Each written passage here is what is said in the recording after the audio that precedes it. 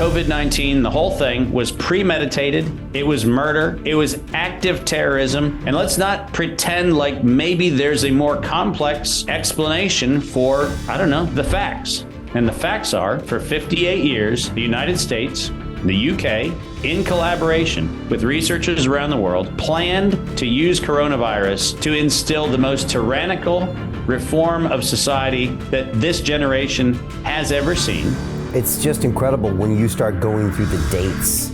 Throughout the 70s, going into the early 80s, what they found was that this crazy thing that they had labeled coronavirus was engineerable to all sorts of specification. And what's important about the vaccine that Pfizer patented in 1990, so when I hear somebody come along and tell me that they had Operation Warp Speed, that only took 30 years of failed trial after failed trial, which included as recently a series of publications that said coronavirus and the vaccine concept cannot coexist. It's so hard to believe that they left such a blatant paper trail. You know, we've spent the last 3 years going, no, they couldn't have really planned this, right? We wouldn't have governments in collusion with this. We wouldn't have like China in on it too, would we? Well, the answer is yeah, all of them were in on it. You finished that speech in the EU with some strong statements. Nature was hijacked. Science was hijacked. Morality was suspended. No more gain-of-function research. No more weaponization of nature. No more corporate patronage of science. Unless they assume 100% product liability. For every injury and every death that they maintain. Thank you very much. The audacity of the crime paralyzes us to go, holy shit. We are actually now living in a world where we know that 8 to 9 million people were murdered by the Allied governments. Murdered. And we're fine with that.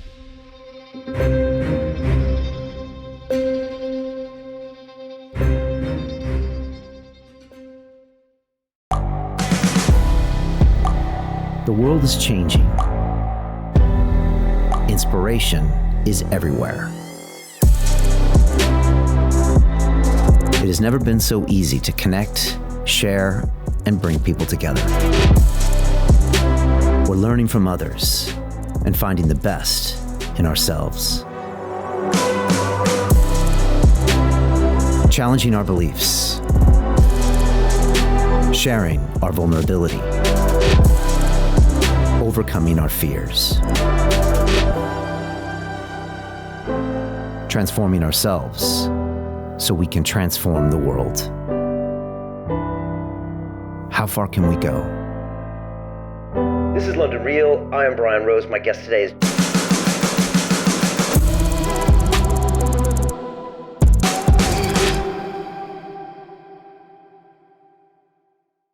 This is London Real. I am Brian Rose. My guest today is Dr. David Martin, the American author, professor, and researcher.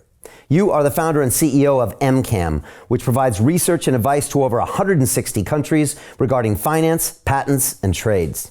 You were the central figure in the documentary film Plandemic 2, which we live streamed here on our Digital Freedom platform to over 2 million viewers, the largest live broadcast of a documentary film in history. In the movie, you expose the elaborate web of deception and lies by governments, corporations, and regulators that caused the COVID-19 pandemic. And you also appear in the latest installment, Plandemic 3, The Great Awakening. Ultimately, you believe COVID was a pre-planned act of biological and chemical warfare perpetrated on the human race. And you said exactly that in the European Parliament during the recent International COVID Summit in Brussels. David, welcome back to London Real. I am so happy to see you, Brian. It's great to be here. And man, what a beautiful suit you've got on. Well, that's some great things never change. Well, that's a beautiful tie. And the man that consistently pulls off the bow tie is a strong man indeed. We'll definitely get you over to London and we'll go down to Savile Row and maybe you can teach me a thing or two. How's that? There you go. David, I couldn't be more excited to speak to you. I just uploaded a 20-minute piece of you speaking in front of the EU, and I highly recommend everybody go watch that when we're finished. I think it's probably the single most important, most prescient, most potent description of the entire pandemic. And you break down everything that you've been talking about for 20 plus years, and you take us all the way back to 1965 when this whole thing started. And I had a couple flashbacks back to Plandemic 2, but you didn't go all the way into it in Plandemic 2 because it was probably so much information and it was early days. But what you said recently in front of the EU, along with the emotional content, for me, it's the most powerful thing I've seen in years. And I was curious, how would you describe, what you said? Because I think the average person watching us right now has no idea of the detail that you can break down as far as the traces of what happened to us the last few years. Brian, a lot of people have asked how I do research. And in the case of not only the coronavirus situation, but in the case of anthrax and in the case of conotoxin, in the case of an enormous number of other things, including the Ebola campaign during the mid-2010s, the difference between what a lot of people do and what I do is I watch the thing as it unfolds. You made reference in the opening to the fact that we advise 168 countries. What I receive inside of our corporate structure is the innovation disclosures, contracts, records of procurement, all kinds of things. And that goes into the Cuisinart of our data. It's how we make our global equity indexes that are traded. It's how we do our business. And so we don't look for things. We actually have a system that flags things. I can set flags for all sorts of things. I can set flags for violations of laws. I can set flags for all sorts of either themes or content or actors or whatever. And in the early 2000s, and a lot of people don't know this, but in the early 2000s, when we were asked to look into the anthrax outbreak, which most people don't even remember. I mean, when we talk about September 2001, everybody thinks about planes and towers. But the global fear in September of 2001 and the thing that was exploited to pass what ultimately became the PrEP Act in 2005 was the anthrax outbreak that allegedly happened at the end of the month. And because of the cognitive dissonance of did planes really fly into towers, people forget that the real terrorist attack was actually anthrax. And the problem about forgetting that is people also forget that several years after the alleged investigation, we were able to definitively and unequivocally and without censorship say the United States Department of Defense attacked America. There you go. It's not hard. And the problem, right, is by the time that statement was made, kind of like UFOs are real, gender isn't real, all of the crazy other things that people say, the problem is by the time you get to the conversation where people admit, oh my gosh, the U.S. really did anthrax to itself, people have forgotten the story.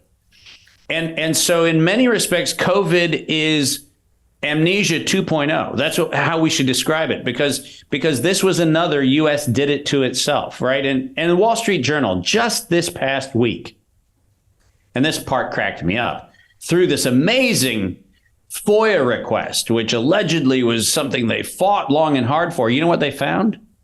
What you and I talked about nearly 3 years ago. But if you're looking for the whodunit as a forensic investigator versus you're observing the crime as it unfolds, you have two very different perspectives. And what I really did at the EU Parliament is said, hey, slow the tape down. Let's get all the facts on the table. Coronavirus, COVID-19, the whole thing was premeditated. It was murder. It was active terrorism by a state against the world. Let's call it what it is. And let's not pretend like maybe there's a more complex explanation for, I don't know, the facts. And the facts are, here's the bad news, for 58 years, the United States, the UK, in collaboration with researchers around the world, planned to use coronavirus to instill the most tyrannical reform of society that this generation has ever seen. And they did it purely premeditated to make sure that we were cowed into submission. And the bad news for them is there's a lot of people that didn't take the knee. It's just incredible when you start going through the dates, and maybe just take us back to some of these dates, 1965, 1967, 1990, where these events, and when you do it, it's like watching a train wreck in slow motion. And again, the beautiful thing about your work in Plandemic 2 is that there was no emotion, there was no opinion, it was all facts. It was published documents where you can literally show, and as you walk us right up to '02 and right us up to 2020, you literally have specific mentions about exactly what's going to happen that document what you just said. Because a lot of people will hear what you just said and be like, okay, here's another one who's making these claims. But you can document every single thing you're saying. Well, and not only can I, in the EU Parliament speech, I actually put every single reference in. There's not a single thing I said that's not referenced with the source document behind it. So you can read it, do it yourself. Go read it, read the document, draw a different conclusion. But let's go back to 1965 because it's important to do this. And remember that 1965 is only a few years, less than 2 decades, from when we even had the idea of what DNA and RNA even were. Remember, it's 1953 that we figure out DNA. So, when I talk about 1965, we're talking about a 12-year-old technology that we don't even understand, where researchers in the United States started guessing that this thing that they decided to call coronavirus was interesting because they actually saw it associated with people that had various kinds of colds and influenza-like illness and so forth. And they also found out that you could play around with it and get it to change its targets really quickly, which is a really interesting kind of, is that a good thing to know? Is that a bad thing to know? It sounds like gain of function research. But what happened between 1965 and 1967 was a violation of, at that time in the UK, Nuremberg standards, and in the United States, a violation of our biological and chemical weapons laws dictated in Section 18 of the U.S. Code.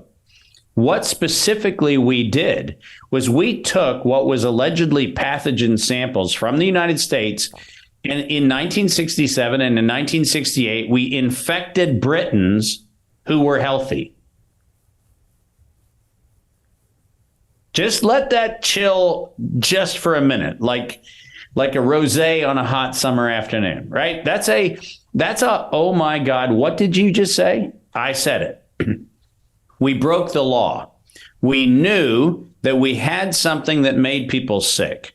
We shipped it from the United States to the United Kingdom, and the United Kingdom infected British citizens with a U.S. pathogen, allegedly to see if we could do it. Now, by the way, in 1967 and 1968, nobody in Great Britain was sitting there going, I wonder if we've got a treatment for it.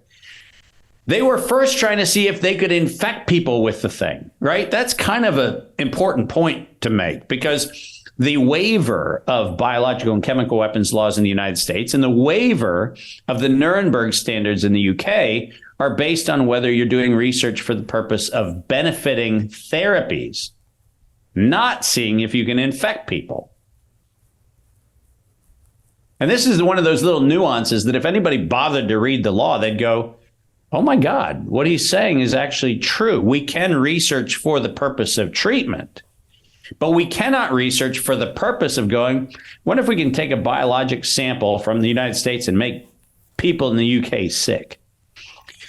And that's 1967, 1968. That's not kind of, a couple weeks before COVID. That's before most of us were born. Not me, not you, but most of the people who are watching. This is before you.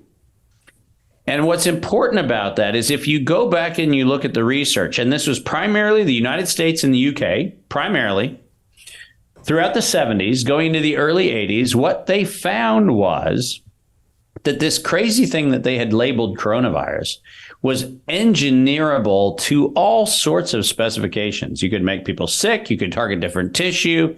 It was kind of a Darwin's grab bag of what you could do with the thing. And then in the 1980s, farmers, and specifically farmers of pigs And breeders of dogs started realizing that this coronavirus thing that they were talking about was associated with gastroenteritis in little baby pigs and little baby dogs. And so there was a move in the 80s to see if there was a way to come up with a vaccine. And in 1990, a company that none of us have ever heard of, might start with a P, might be followed by another consonant, but a company that allegedly was, a master of no expertise at all in coronavirus, decided to patent a vaccine. And what's important about the vaccine that Pfizer patented in 1990 was it was RNA for the spike protein. So when I hear somebody come along and tell me that they had Operation Warp Speed, this rapid discovery of the way we're going to inject people in 2020, I sit back and go, warp speed. That only took 30 years of failed trial after failed trial after failed trial, which included as recently as 2018, a series of publications that said coronavirus and the vaccine concept cannot coexist. And they cannot coexist because the coronavirus model had been so manipulated, so contorted, so subject to gain-of-function research that you could never get a vaccine to immunize a population against infection with this thing. It would have never been possible. And by the way, for everybody who does the follow the science mantra, the science unambiguously says in thousands of publications, proceedings, and patents, vaccines do not work on coronavirus. That is the science. And by the way, nothing about COVID-19 has changed the science, because we now know that every injection that was ever given to anybody failed to stop infection or transmission at all. So my little observation about the 30-year scientific history is unfortunately backed up by the fact that even this go round, we haven't been able to immunize the population against anything. And so, Brian, the point of all of this legacy is that it was 30 years and it was Pfizer. It wasn't another company. It wasn't GlaxoSmithKline. It wasn't Sanofi Aventis. It wasn't those. It was Pfizer who had a mandate from what became World Health Organization, Bill and Melinda Gates Foundation, Gavi, the NIAID, all of the DARPA funding. Pfizer was the lead horse in the race because they, in fact, owned the race. So is it a surprise that Pfizer is allegedly a dark horse in 2020 that comes out with this instantaneous ability to respond to something that they had 30 years of failed trials to produce and never once succeeded? These are things where, unfortunately, the evidence is self-evident. It's just mind-blowing, these facts. But it gets even better with your narrative. Walk me through, say, another 10 years, especially as we get up to 2002 and some of the stuff going on in Chapel Hill, because this story gets even more interesting. It's kind of like the Bible. It gets even more interesting. Yeah, well, so 1990, we find out that dogs and pigs still get sick. And in fact, when you inject them with the Pfizer vaccine, they die. So there's that problem. And it's really unfortunate, by the way, if a side effect of a thing that's supposed to make you healthy is death, it does feel a little awkward to try to pitch it as a solution. And not surprisingly, Anthony Fauci, because by this time, you'll recall, in the 1980s, he got the National Vaccine Injury, the National Childhood Vaccine Injury Act passed 1986 with President Reagan. And if we go back and look at what his dream was, in fact, he stated it, he misspoke on camera. He said invariably within his career, he meant inevitably, but invariably within his career, he was going to produce a universal vaccine. He was going to try to use HIV scare back in the 1980s to be the animating impulse to get the public to fall for a universal vaccine. And he thought, and researchers at the University of North Carolina, Chapel Hill verified, that you could take the coronavirus model and use it as a vaccine vector. Now, let me unpack what that means, because a lot of people don't know what that term means. Because of the nature of the product that we call the coronavirus, and I'm not going to get into is there or isn't there. What I'm saying is the object identified as coronavirus has a series of proteins on the outside of it, which actually connect with the cell. And that instructs the cell to allow the contents of that thing to actually get into the cell. Now, what makes that particularly interesting is that because it can be so precisely engineered, if you were going to deliver another agent, whether that other agent was a vaccine, whether that other agent was a therapeutic, if you were going to deliver another agent using this particle, the coronavirus model, as a way to deliver a thing was actually a plausible idea. So plausible that Anthony Fauci in the early 1990s figured out that he was going to use the coronavirus model as a vaccine for HIV. So in other words, you're going to take the coronavirus, put HIV in it, and that was going to be the vaccine. So that's a pretty dark thing I just said. I said it in a fairly light way, but it's a pretty terrifying thing when you hear what I just said. He was going to use coronavirus as the delivery agent for HIV. But there was a tiny problem. GlaxoSmithKline and others had this drug called AZT, which was being used to allegedly treat and really kill AIDS patients. And AZT had 7 years of patent life left on it. So what Anthony Fauci did was he actually decided to let the whole HIV vaccine thing go on ice for a little while the 7-year remaining patent life of AZT and the extortionary pricing that came with that patent came at the expense of the lives of AIDS patients. And what they did was from the late 1980s, technically, up until nearly 2000, right, 1999, they allowed AZT to run out its patent, extorting healthcare across the world, billions of dollars to kill AIDS patients. And then they decided to pick up the injection program at UNC Chapel Hill in 1999. And they funded a guy named Ralph Barrett and his collaborators at UNC Chapel Hill. And between 1999 and 2002, they developed what they called an infectious replication defective clone of coronavirus. Now, if you listen to what I said about the vaccine vector, now it makes sense, right? Why do you want an infectious replication defective? Well, infectious means you want the thing to make the cell sick and you want to introduce it, but you don't want it to then propagate like the other viral models do, which says that once inside your cell, you make more of them and then they go out and they infect other people. So this idea was to build a bullet that carried a bullet inside of it. Think about it as a bunker busting round in the military. You have a pre-charge that blasts the thing open, and then you have a secondary charge that does the lethal work, right? Same thing, just on a very small scale. So this was a bunker buster. Coronavirus was going to be the bullet that pierced the cell wall to drop the other toxin in. And in 2002, the University of North Carolina Chapel Hill patented the infectious replication defective clone of coronavirus and succeeded in making it target heart and lung tissue.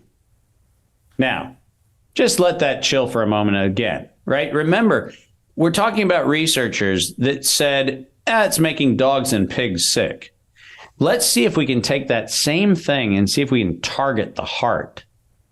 Let's see if we can target the lungs.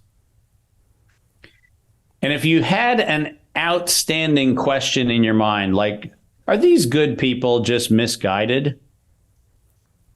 Listen to this sentence one more time. Target the heart. Target the lungs. Does that sound like the place where you'd set an immunologic target? Does it sound like you'd want to go ahead and make sure that vascular tissue and respiratory tissue are your primary target? I don't know about you, Brian, but the beating of my heart and the breathing of my lungs is something that I kind of want to leave pretty unmessed with. But that's not what they did. They actually targeted the heart and the lungs, and they filed the patent on it in 2002. And what makes that particularly important is we did not have SARS 1.0. Forget 2.0. We did not have the SARS outbreak in 2003 until we had already built the bullet and started shooting it. We never had SARS. There was no such thing as COVID-1 or COVID-2. We never had those things. We had a weapon that was dispensed in a population. That's what we had. And by 2003, when the world was allegedly going to fall into the throes of all the pharmaceutical companies that were going to come up with vaccines, which, by the way, 2003, this is important. And every fact checker has tried to disprove this. And unfortunately, the facts are as they have been stated. In April of 2003, the CDC filed a patent on what they called SARS coronavirus isolated from humans. It took them 4 years to get that patent issued. It took them bribing the patent office to get it issued after the patent examiners twice rejected it as an illegal patent. All of the things I said in Plandemic 2, all of the things that are absolutely documented, and all of the things that fact checkers, which, by the way, is the only fact they checked out of Plandemic 2, got wrong. Because the facts are, if you go to the United States Patent Office record right now, you can see that everything I said is absolutely true, and the original documents are absolutely there, as we put in the movie. But here's the point. 2 days after the CDC filed their patent, not got it, filed it. 2 days later, a company called Sequoia Pharmaceuticals, company that none of us have ever heard of, nobody saw the funding for it, nobody's seen anything about it. 2 days after the CDC filed a patent on allegedly discovering the gene for SARS and the entire DNA sequence that actually was the underlying alleged coronavirus isolated from humans, 2 days later, the vaccine patent was filed on SARS. Now, in what world could you, in the space of 2 days, go from allegedly identifying the existence of a thing to not only filing a patent on the vaccine for it, but having data on the research of the vaccine for the thing that was patented 2 days earlier? Now, people say, Dave, that sounds like a conspiracy theory. I'd like you to drop the word theory, because it's not a conspiracy theory when it is, in fact, a criminal conspiracy. It was a criminal conspiracy. There is no question that Sequoia Pharmaceuticals could not have invented a vaccine for a thing for which a patent had only been filed 2 days prior. That's a conspiracy, which is a criminal conspiracy. And that involves the CDC participating in a racketeering and domestic terrorism and global terrorism exercise to release a known toxin into a population to justify the acceptance of a vaccine. Tiny problem. By 2007, it turns out Sequoia's vaccine didn't work. Because you know what happened when it got injected into living things? They died. Didn't work. But what's fascinating about this whole story is then you actually recognize that in 2005, and this is probably the crowning achievement of the EU speech, which also fact checkers on YouTube have decided to tell me and tell everybody in the world can't be true. But it is on Ralph Barrick's downloadable CV at the University of North Carolina, Chapel Hill right now. You can go online, pause the video, confirm what I'm saying. In 2005, Ralph Barrick made a presentation sponsored by DARPA and the MITRE Corporation, M-I-T-R-E, the MITRE Corporation. And in that presentation, his title of his presentation was Biohacking a Coronavirus as an Enabling Technology for Biowarfare. Now, I've been told that I'm misunderstanding, that he was really talking about coming up with treatments for a thing. Brian, I don't know for you. I don't know if the average UK listener or viewer has a hard time understanding the English language, but let me unpack something. If it was treatments for coronavirus, I wouldn't have an argument. But if you say that your speech is coronavirus biowarfare enabling technology, I don't know which part of that phrase is creating the problem for fact checkers. Biowarfare enabling feels to me like you might be enabling biowarfare. But apparently I've got it wrong. I'm misunderstanding the innocent Ralph Barrick, who happened to not only make that presentation, but then receive a black contract at the UNC Chapel Hill lab, which stood side by side with the NIAID to allegedly then come up with research that, subject to the gain of function moratorium in 2014, was given a waiver because he was funded. So funded research got a waiver mysteriously, even though the public was told that we actually put a moratorium on gain of function research. But since he was already funded, he was getting funding. Therefore, he was allowed to keep doing it so that by 2016, he could write the following sentence. The Wuhan Institute of Virology virus 1 spike protein is poised for human emergence. Let's just dial back to, I don't know, December of 2019, when allegedly we were supposed to believe that some poor schlep in a wet market in Wuhan bought a dog or a civet or a pangolin or a bat or whatever the heck they bought, and they took it home and they cooked it up and became patient number one. Well, isn't it fascinating that in 2016, the University of North Carolina, Chapel Hill was so prescient, so unbelievably prescient, that they must have had a crystal ball to guess of all the places on earth where you might have an outbreak of this dangerous thing.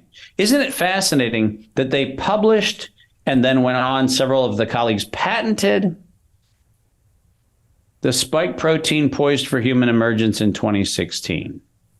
And is there any chance that when Anthony Fauci in 2017 said to President Trump, you will have a pandemic on your watch, is there any chance that he might have known you were going to have a pandemic on your watch? Right? People sit there, and this is the part where I know it's a big word, but parsimonious is a good word to look at right now. Sometimes the simplest explanation is the explanation. You know, we've spent the last 3 years going, no, seriously, that couldn't have, they couldn't have really planned this, right? We wouldn't have governments in collusion with this. We wouldn't have the UK and Canada and Saudi Arabia and you know, Austria and the US. We wouldn't have them all working together on this, would we? And we wouldn't have like China in on it too, would we? Well, the answer is yeah. All of them were in on it. And every single document proves that this is not an oops, something escaped a lab. Never was and never will be. This was the United States government funding in the United States and in China the weaponization of the spike protein associated with coronavirus for the desecration of humanity and for the disruption and ultimately the desecration of our liberties. That's what it was, period. It's just so hard to believe. And it's so hard to believe that they left such a blatant paper trail. I mean, you're literally quoting these specific words, intentional release, and it's there in paper. I mean, the mafia covered up better than this. I mean, most criminals cover up much better than this, probably because they worry about being prosecuted. I mean, do you ever think about this? I think this is poor. Yeah, and I think, Brian, you're spot on to something. And I want to remind everybody that Plato figured this out a long time ago. He said that there is a time in civilization. He used the term temple robbers and grave robbers and other things. We don't have temple robbers anymore. We have tyrants that are called presidents and prime ministers. But it's the same thing. But one of the points he made, and I think this is really important for us to discuss as a humanity, is that you're familiar with serial killers, right? Somebody kills somebody, that's murder. Somebody kills a couple people, you go, wow, that's a mass shooting. There are definitely Americans. And then you get to, I don't know, 10 or 15. At some point, you get to the number of deaths and you start going, I'm not outraged about this anymore. I'm fascinated with it. And sociopaths and serial killers do something almost universally, which is at some point, they start leaving totems behind, right? They leave a little flower, or they leave a little note, or they leave something that taunts the rest of the world, because they're getting off on this idea that they're smarter than. And I would say that coronavirus certainly since 1967 has been that. It has been sociopaths who say, I wonder if we can get away with it. And that's the first murder. And then we got away with it. Wonder if we could get away with a bigger thing. Wonder if we could, I don't know, make a thing that made people in Asia sick in 2002 going into 2003. I wonder if we could get people to fall for this idea of allegedly a universal vaccine. I wonder if we could do that. I wonder when we wrote the decade of vaccines in 2010 as the World Health Organization and the Bill and Melinda Gates Foundation, Dr. Chris Elias and Anthony Fauci and Dr. Gao at the CDC, a part of the World Health Organization. I wonder if we said that by September 2020, the world would have a universal vaccine in 2010.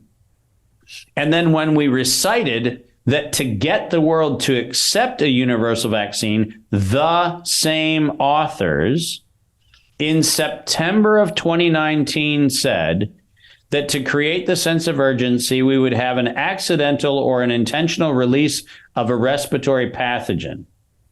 I wonder if the same authors writing the same mandate, published by the same organization across a decade, I wonder if they could possibly be serious when they say, we will conduct a global experiment with the accidental or intentional release of a respiratory pathogen. And by the way, the image that they have on the page of that is a coronavirus picture. I wonder if that might be the explanation for why COVID-19 happened. And I've been told that I'm reading into something. I'm not reading into anything. I'm reading the thing. I'm reading exactly what they said. And there is a problem when you hear the word accidental or intentional release. And the problem is the word release. That means somebody somewhere planned to distribute the thing. That's what the word release means. They did not say accidental leak. They didn't say a terrorist bad actor did biological warfare. They said an accidental or intentional release. Their words, not mine.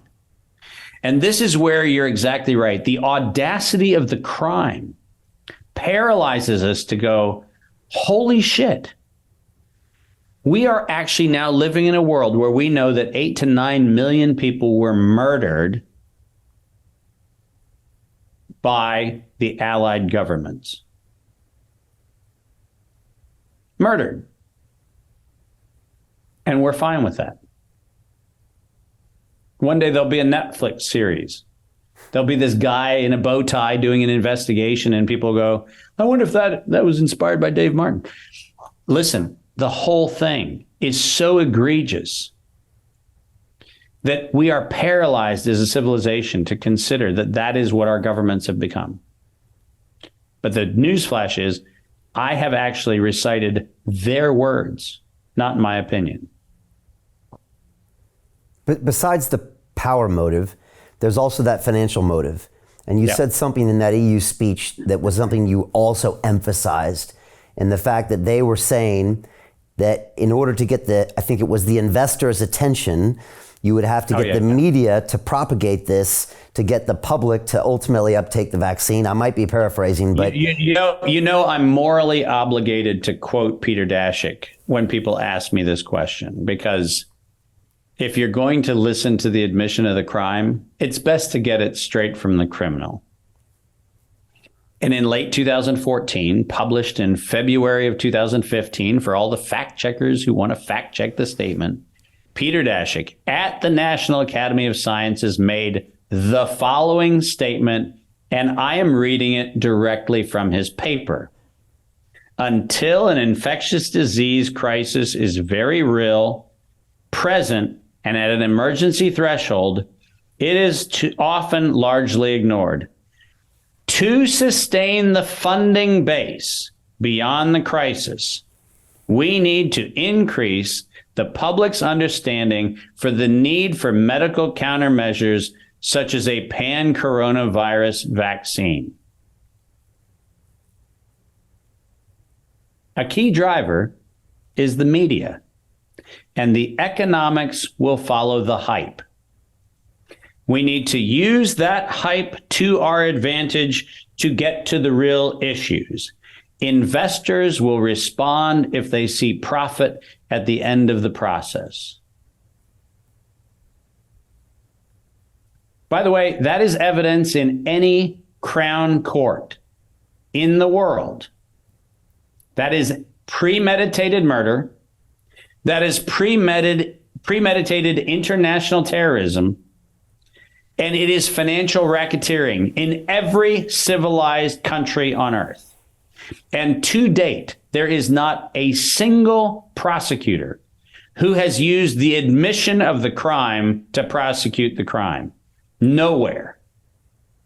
Not in Australia, not in Canada, not in the UK, nowhere in the EU. No one has used the admission of the criminal as the basis for criminal prosecution. Which part of investors will respond if they see profit at the end of the process sounds to you like Johns Hopkins bullshit cover story of public health? And the answer is, it never was about public health. It was always about the money. And not surprisingly, the Event 201 in October of 2019, preceding the alleged outbreak of coronavirus by 2 months, was funded not by the Bill and Melinda Gates Foundation, not by the World Economic Forum, and not by Johns Hopkins University, even though their logos were listed as sponsors. The actual funding for that program was done by Dustin Moskowitz, who was Zuckerberg's co-founder of Facebook. So is it any wonder that Facebook was in on the shutting down of this message from the outset? Because the guy who wrote the check for the domestic terrorism was a co-founder of Facebook. And we don't ever hear his name. Conveniently. You can't find, except my rants, you can't find his name mentioned anywhere. Except for the fact that Open Philanthropy, his equivalent of the Gates Foundation, was the check writer that actually put this whole snowball in motion.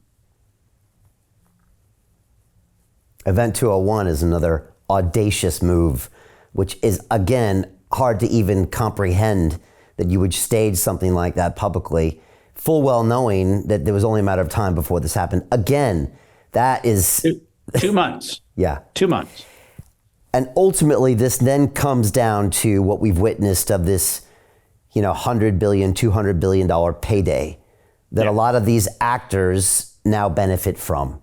So it looks like, and I think we used to play these games a little bit on Wall Street, where in a long enough timeline, if you introduce all these random issues and volatility, and then have all these solutions, as in financial products, then it's going to make a lot of money.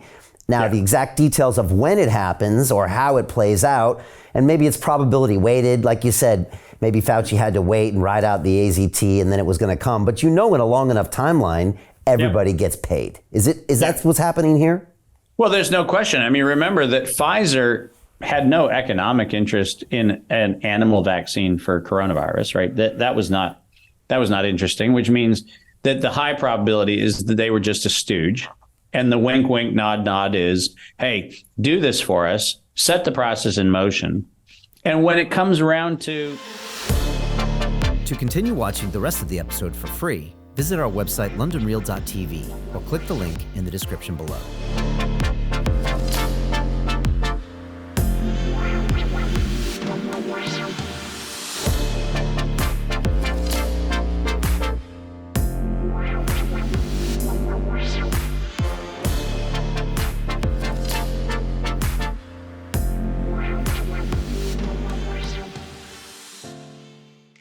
So Jim Rickards has just recorded a video that's not available to anyone in the public, and he's going to be talking about how this upcoming recession is going to be fast, it's going to be bloody, it's going to be nasty. But at the same time, he's going to show you how you can position yourself to profit from all of this chaos.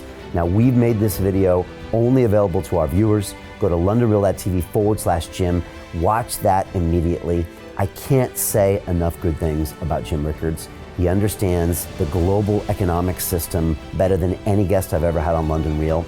His predictions are almost uncannily true, and you can learn how to profit from his vision, from his expertise, and his understanding of economics. So go to londonreal.tv/Jim or click the link below. It's an excellent, excellent look on what's going to happen in the future and how you can position yourself to profit from that. Jim is one of the best in the business, one of my favorite guests on London Real.